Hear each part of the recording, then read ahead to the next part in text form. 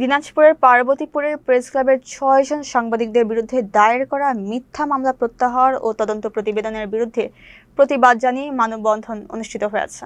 বুধবার সকাল ১০টায় পার্বতীপুর প্রেস ক্লাবের ডাকে প্রেস ক্লাব সংলগ্ন সড়কে এই কর্মসূচি পালন করা হয়। মানববন্ধনে সভাপতিত্ব করেন প্রেস ক্লাবের আহ্বায়ক আতাউর রহমান এবং সঞ্চালনা করেন সাংবাদিক আল মামুন মিলন। এতে বক্তব্য রাখেন সিনিয়র সাংবাদিক আ.ম হায়দার, সাংবাদিক ইউনিয়ন দিনাজপুরের সাধারণ সম্পাদক মাহফুজুল ইসলাম রিপন সহ বিভিন্ন সাংবাদিক নেতারা। বক্তারা বলেন, সাংবাদিকদের বিরুদ্ধে দায়ের করা মামলা সম্পূর্ণ হয়রানিমূলক এবং এটি স্বাধীন সাংবাদিকতার জন্য হুমকি স্বরূপ। তারা অভিযোগ করেন, তদন্ত প্রতিবেদনে পক্ষপাতিত্ব করা হয়েছে, যা তারা প্রত্যাখ্যান করেন। বক্তারা অবিলম্বে মামলা প্রত্যাহার ও সুষ্ঠু তদন্তের দাবিও জানান। অন্যথায় বৃহত্তর আন্দোলনের হুঁশিয়ারি দেন তারা।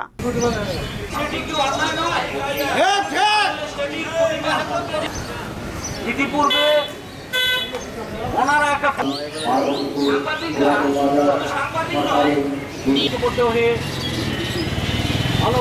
মিলিত হয়েছে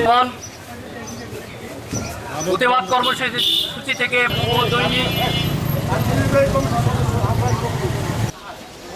আমি বলতে চাই, যারা প্রেস ক্লাবের সদস্য ঘরের আকাশের পার্বতীপুর সাংবাদিকরা মানুষের বিপদে আপদে পাশে থাকলেও সাধারণত সাংবাদিক আমি শুধুমাত্র কিছু বিষয় তুলে ধরতে চাই।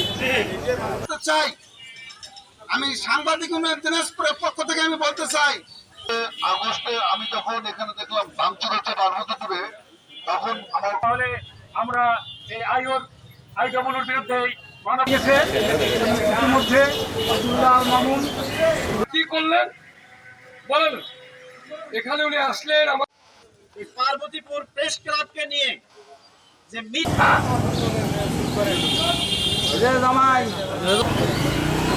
সাংবাদিক ভাই